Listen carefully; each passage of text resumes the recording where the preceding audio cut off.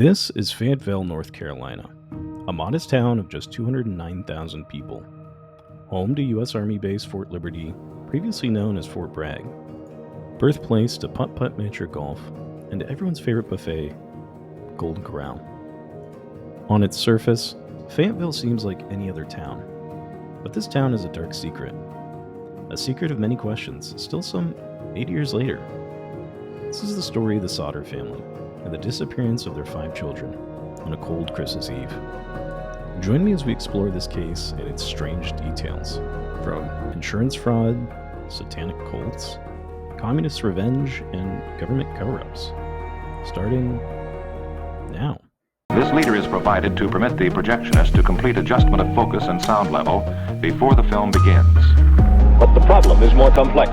A daring parachute escape from a flying 727 somewhere between Reno and Seattle, Washington. The Nevada Triangle. It's an area not nearly as infamous as the Bermuda Triangle, but one that's had way more disappearances.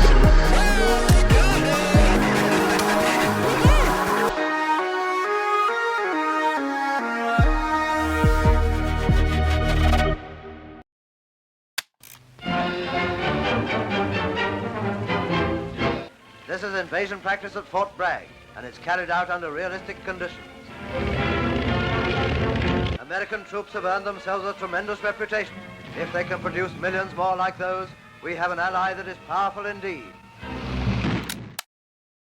The year is 1945, and America is just nearing the end of World War II. And Fayetteville, North Carolina is nearly a fraction of the population it is today, at only 1,000 people, and yet it still managed to hold a children's baseball team. A quintessential small town, where everybody knew everybody. The fire department was local, all volunteer, and the police department was only a couple people. And for Italian immigrant George Sodders, it was the perfect place to raise a family, whom he'd marry American-Italian native Jenny Sodder.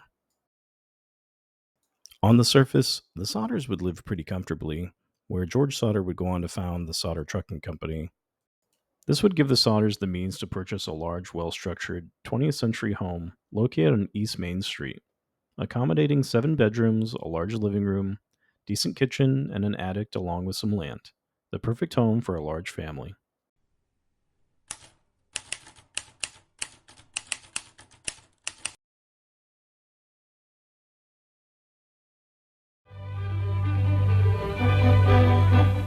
With Old St. Nick just around the corner, workers at Shelton, Washington put in long hours to ensure early arrival of selected Yuletide trees to all parts of the country.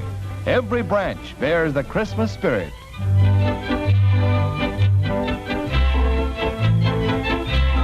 At Seattle's Naval Air Station, a special load of Christmas cheer is put aboard a plane bound for various points in the icy northern wastes, where our troops still protect our Arctic outposts. Merry Christmas, Joe. All over the nation, eager shoppers parade before store windows, packed with bright and shining presents for all the family, especially the youngsters. And it's a big problem to make a selection without breaking Santa. Pretty little girls and big beautiful dolls, and happy tots galloping hobby horses are found in every toy department.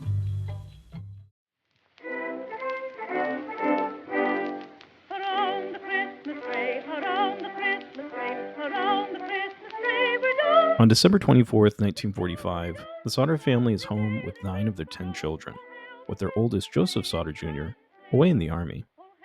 It's late in the evening, and Marion Sodder would arrive from her shift to give her siblings early Christmas gifts she had picked up from the local dime store. As Jenny Sodder prepared for bed, the children would beg their mother if they could stay up late. After a bit of back and forth, Jenny would agree to the children's request, considering it was a special occasion and a holiday, and told them to make sure to lock the doors and turn out the lights when they went to bed. George and Jenny Sodder then would take their daughter Sylvia, who was about 3 at the time, into their first floor bedroom to go to sleep.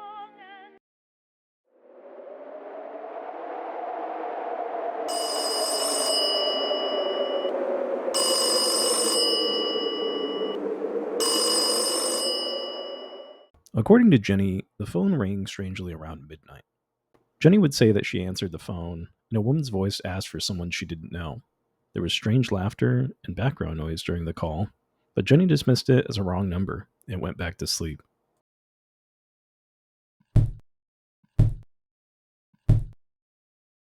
According to the Sodder family, they'd claimed in their statement that they had heard a loud thud sound on their roof that night, but didn't get up to investigate, assuming maybe it was just a tree branch or maybe snow falling off the roof. On December 25th at approximately 1 a.m. in 1945, Jenny Sodder would say that she awoke by the smell of smoke. Leaping out of bed, she ran to investigate the source. When she arrived at her door, she soon discovered her entire first-floor home was entirely engulfed in flames, with the majority coming from her husband's office. Jenny then said she woke her husband in a panic to have him attempt to contact the local fire department from their home phone, and she would go to help gather the other kids to escape. Unfortunately, by the time she had reached back out of her bedroom, the fire had already engulfed their stairway, blocking an escape from the first floor.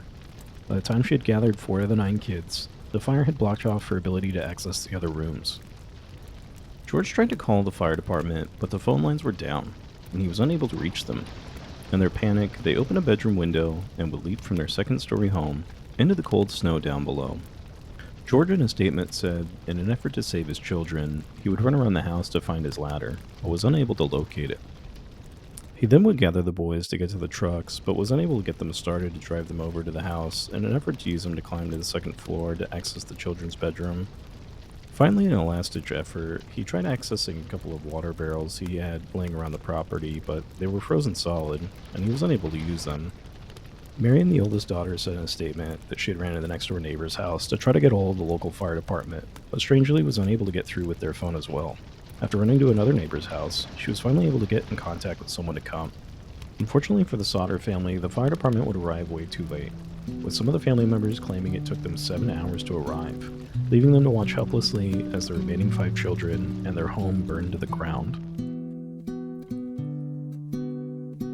Hark how the bows, sweet silver bells, all seem to say, throw cares away, Christmas is here, bringing... On December 25th, 1945, both the local fire department and police would arrive to do an investigation and to recover the bodies of the 5 children.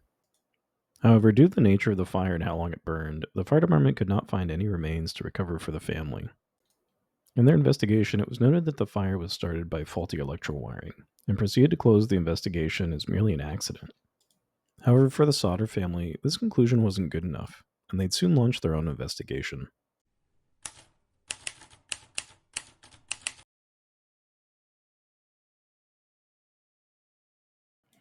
Unable to deal with the conclusion of the investigation, George Sodders would soon begin his own investigation shortly after the accident. From the missing ladder to the phone lines not working, something just didn't feel right to him. Knowing he always put his ladder in the same spot, he searched his property in an effort to find it.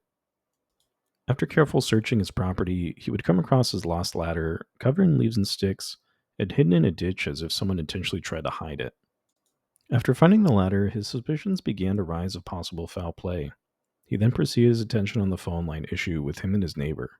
After climbing up his nearest phone pole, he discovered the line to him and his neighbor's phone had been cut cleanly in 2. After discovering these strange details, George would try to go to the police to try to reopen the case of his children, claiming that they didn't die in the fire, but were missing. However, the police had informed him that their investigation, along with the Fayetteville Fire Department, was closed. They weren't interested in investigating this further. It was an accident, and he just had to deal with it. Rumors started to circulate around town of what had happened, with one neighbor coming to the family directly to inform them that they had saw the children taken into a car the night of the fire, that they had told the police through phone, but didn't understand why the police didn't question further about it. Convinced their children had been possibly taken, frustrated with the conclusion from the police, and in an effort to get more information, they paid to have a sign put up in town asking anyone with information to come forward to help find their missing children, and even offering a $5,000 reward, which is the equivalent of almost $90,000 today. Pretty soon tips started pouring in, with one bus driver even saying that he saw the children climb into a strange car on the night of the fire on his way home from work. Due to the number of high-volume tips coming in, the Sodder family decided it would be best to hire a private investigator to assist them in finding out what actually happened to their children. After spending some days in town doing his investigation, the private detective that they hired had concluded that there was something strange about the fire department, specifically the fire chief. One rumor kept coming up over and over again that the fire chief had found remains and he had buried it in a box in the yard. The private investigator decided to talk to the fire chief in person on these rumors, and when pressed about it, the fire chief admitted that he did find something, and he buried it in the yard, but refused to answer any further questions on what it was or why he did it. The private investigator decided to inform George of his new information, and they both decided to investigate.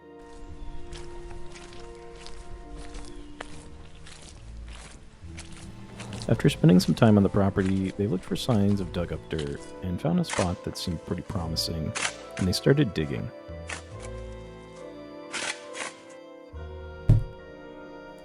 They found a small wooden cigar box buried about a foot in the ground, about 10 feet away from the house.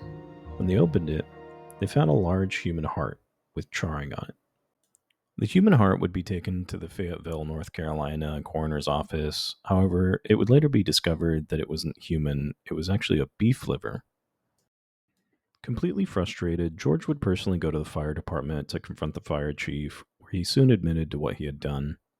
When asked why he had done it, he was hoping to give the family closure, he said. He hoped that this strange token would be a wake-up call to George, and that there was nothing left to investigate or to explore. There was no missing persons case or government cover-up, and that his children had simply died, and he should just accept it. After this ordeal, the investigator had told George that his work was done, and there was nothing left for him to pursue further. He had exhausted every resource he had available to him, and that George should just move on. However, the Sodders were still not convinced, and they started to pursue other avenues, thinking that there might be something else going on, bigger than they expected.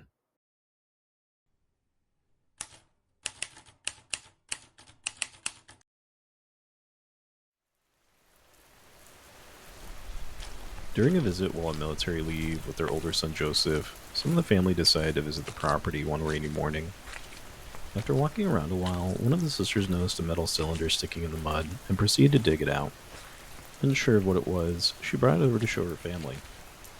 Thanks to Joseph's military training, he recognized it as an incendiary grenade, military equipment, and something not easily available to the public. Soon questions began of why this object would even be here. They began to ask themselves, could this be the strange thud sound heard by the family on the roof? Would this explain how the fire spread so quickly?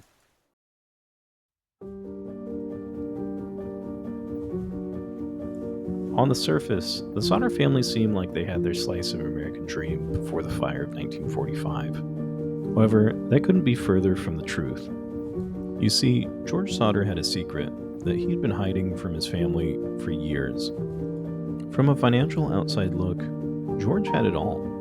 A thriving business, a large home, a comfortable family, a life he wanted people to see.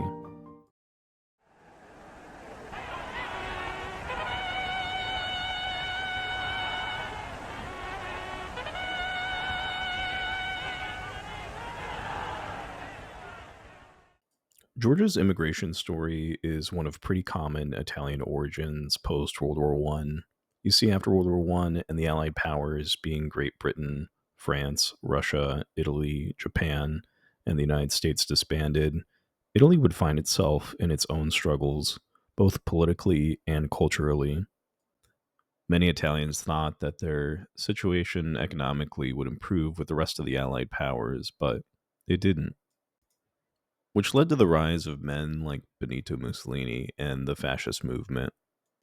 Out of fear and hopes of a better life, many Italians would find themselves fleeing to other Allied-powered countries, and America being one that would see many. And in Fayetteville, North Carolina in 1945, although small, still had a pocket of Italians living here.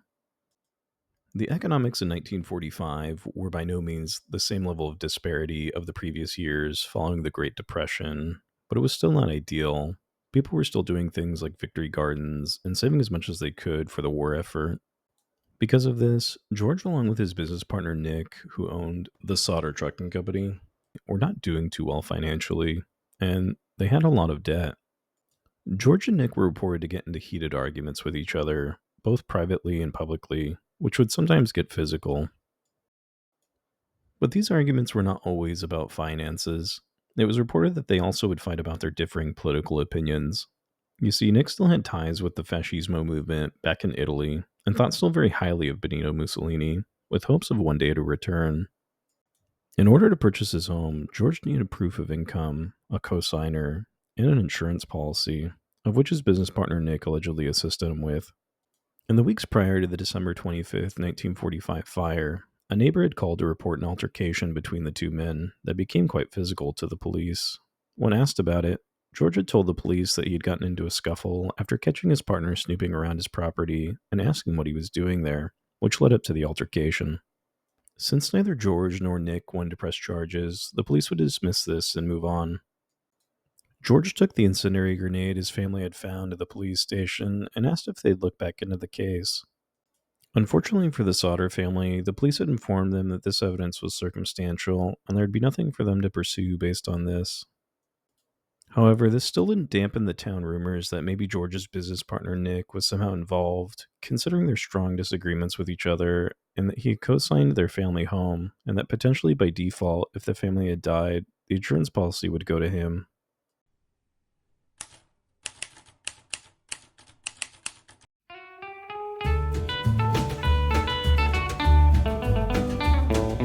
Please, oh please, won't you stick around? I don't want to say goodbye when the sun goes down. I want to keep you close, want to hold you tight. I don't ever want to say goodnight, won't you stick around? Many months would go by about the missing children, and the Sodder family would still have no answers. However, this did give the family some time to collect themselves after this horrifying ordeal and to gather their thoughts of the events that transpired that could give them any clues leading up to the fire. Marion recalled that a strange car on a few occasions would be parked down the road from the family home before the events of the fire. She didn't think anything of it at the time. After all, it was a public road. However, where they lived was not a high-traffic area, and the men seemed oddly out of place. She began to give these details to her family, who then started considering that there was no doubt their children had been taken. Jenny would remember that she had told the children to close the blinds and to lock the door, but when she received the phone call the night of the fire, that none of this had been done. But she didn't think much of it at the time, assuming the children had simply just forgotten in their excitement that evening, and had closed everything up before going back to sleep. Unfortunately for the Sodders, the years would go by, and the information from the public would trickle down, leading them to increasing their offer to $10,000 in hopes of still finding someone willing to come forward with any information. George would personally oversee any potential leads that would go by them over the years, including those out of state. One of the leads that came in was a motel worker claiming to have seen 4 of the 5 children with 2 Italian men, but was not allowed to speak to the children directly. Another lead was from a diner waitress claiming to also have seen the children eating with a couple of men, but with all 5 children, but did not realize at the time of who they were until she saw their reward poster. George in one instance saw a newspaper article that looked very much like one of the girls and decided to drive all the way to New York to see if it could be her. After arriving in New York, George had demanded the parents let him see her, to which they had refused, and George was eventually forced to leave in defeat. One of the more stranger pieces of evidence, which unfortunately would be one of their last, was a strange postcard with no return address. The postcard had a photo of a young man in his 20s that looked very similar to their son Luis, with a note that said, "Luis Sodder, I love brother Frankie, little boys, 890132 or 35. Even though the postcard had Luis's name on it, it was hard for the family to determine if this indeed was from him or if someone was just pulling a prank on them. Coincidentally, a private investigator would come into contact with the family who claimed he had information that the postcard came from somewhere in Kentucky, but would need financial means to look into the case further. Unfortunately for the Sodders, the man had left the family and never heard from him again, leading to another potential lead to go cold.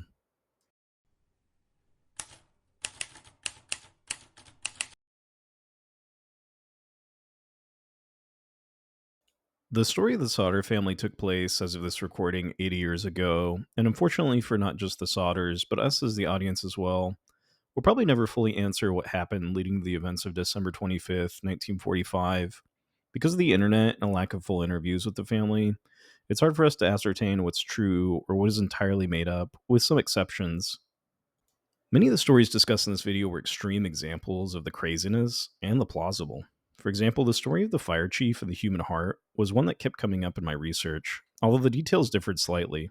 Some would say the so-called heart was found in a TNT box, or that the fire chief had confessed his strange behavior to a local Catholic priest, during a confession, to which the priest later told others. However, this story did not seem plausible, even if you included the logical thought excuse of the chief thinking it would shock the family into closure.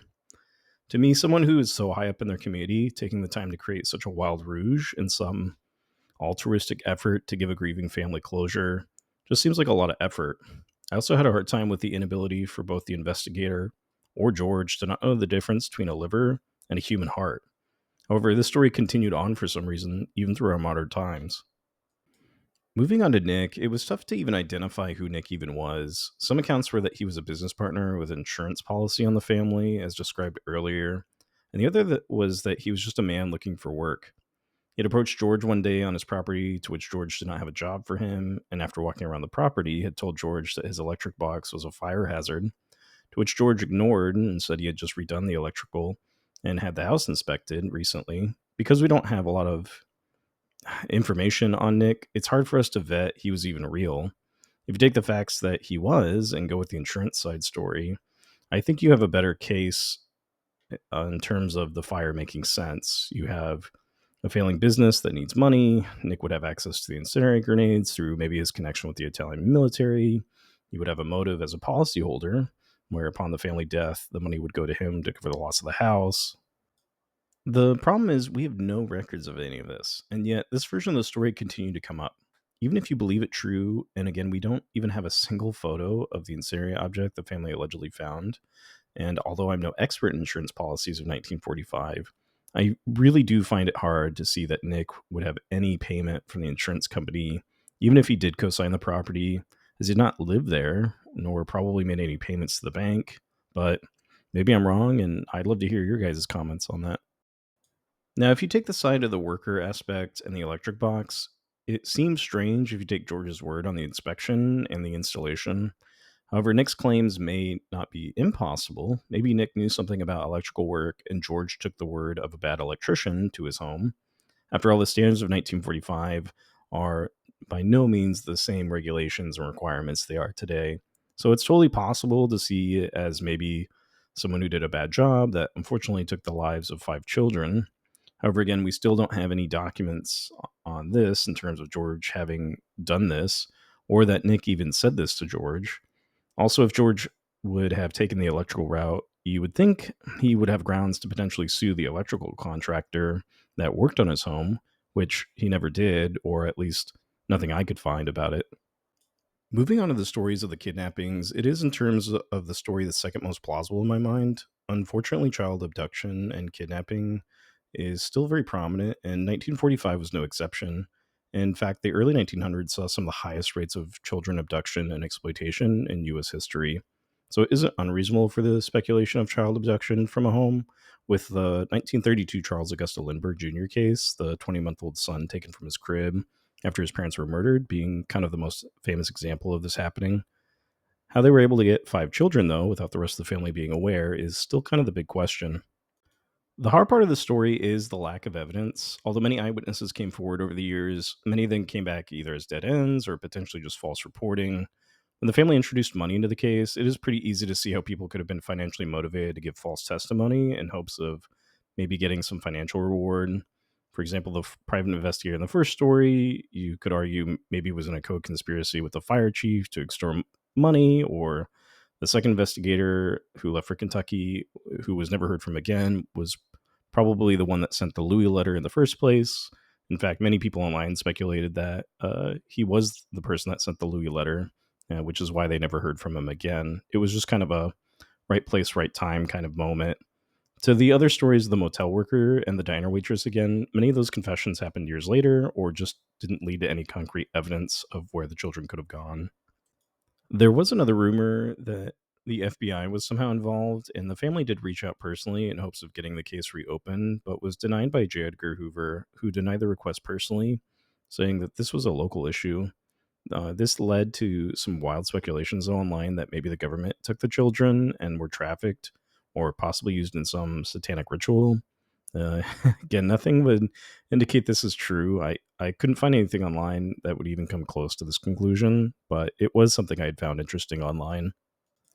All right, so let's talk about the cut phone line, the ladder, the trucks, and the weird phone call, and the long response time from the fire department. The phone lines may have been cut. There was a story about a young man who was arrested and claimed that he had cut the line to rob the family that evening, but again, another story we couldn't verify. Uh, if it was cut and you believed it, um, it could have been an animal or maybe someone intentionally did. But again, if you look at the facts, we don't have any photos or police record of it. And Gene claimed that it worked around midnight. So someone would have had to climb up a telephone pole in the freezing night. Keep in mind, the fire department claimed that they had delays because of snow and ice on Christmas Eve and climbed it all the way down in the dark. Uh, Again, I just see this as not plausible, but maybe I'm wrong. I'd love to hear your guys' thoughts on that. The latter issue, although weird again, it's hard to prove, and we're going based on George's testimony.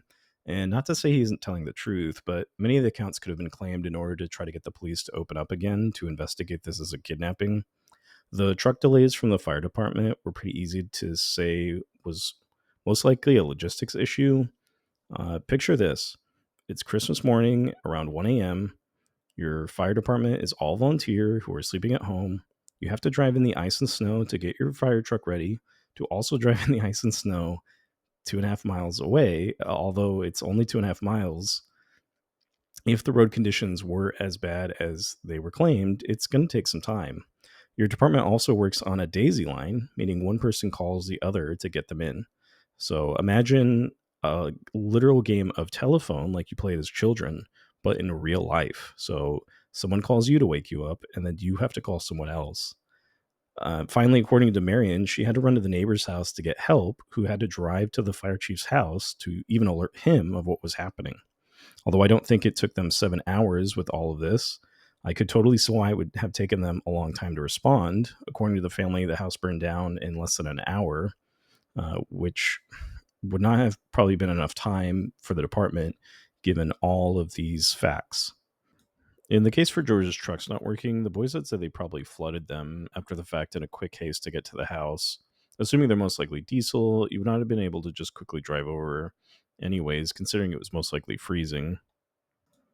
The other weird part of the story was the family had claimed they did not hear the children cry for help. The only explanation I could have was maybe they were passed out from the smoke inhalation, considering the fire had started on the first floor. However, you would think maybe one of them would be able to at least call for help, but it's really hard to say. Okay, so this is the part of the story now that I really did struggle with. I tried to come up with a lot of different solutions of the children being there, but I had a real hard time with this one. So let's talk about the temperature of the fire. So, in order for a body to cremate, it has to reach a temperature of 1400 to 1800 degrees Fahrenheit. That's about 760 to 1000 degrees Celsius. However, on average, it takes about 2 to 4 hours under the right conditions for a body to cremate. And according to everyone in the family, the fire only burned for under an hour. The average house fire only burns about 1100 degrees. That's about 600 degrees Celsius. And the only time that's different is with near ceiling temperatures. And ceiling temperatures can get up to about 1500 degrees Fahrenheit, which is about 815 degrees Celsius. So the ceiling temperature can get hot enough to cremate, but given the ceiling temperature is within the correct temperature range, if indeed that fire did reach that hot, you also have to consider all these other factors for the bodies not to be there. And although children are much smaller than the average adult, you still would have to say that the children were in the right spot of the home to be burned at 1500 degrees Fahrenheit, and that the under an hour condition was long enough in the middle of West Virginia winter, which, keep in mind, was snow and ice outside at the time, to fully cremate all 5 children. This is the only part of the story I had an extremely hard time explaining, and although some small bone fragments would be found, this wouldn't happen until 1949, years after the fact. So in 1949, years after the fire, the Sodders had hired a pathologist to conduct a more thorough excavation of the fire site. And during this excavation, several small shards of vertebrate were found, and the pathologist involved in the search found it unusual that so little was found, stating that a quick burning fire of this nature shouldn't have completely destroyed the child's remains. And strangely, the recovered bone fragments were sent to the Smithsonian Institute for analysis, and the Smithsonian report concluded that the 4 vertebrate fragments belonged to a single individual, likely a male, between 16 and 22 years old, with skeletal maturation inconsistent with Maurice, the oldest missing child, who was 14 at the time. So here we have in the report bones of someone who's older than the oldest child that went missing. The also said in the report that the bones showed no signs of being exposed to flame. So again, very weird. And I guess one question that came up while reading this was, where did those bones come from?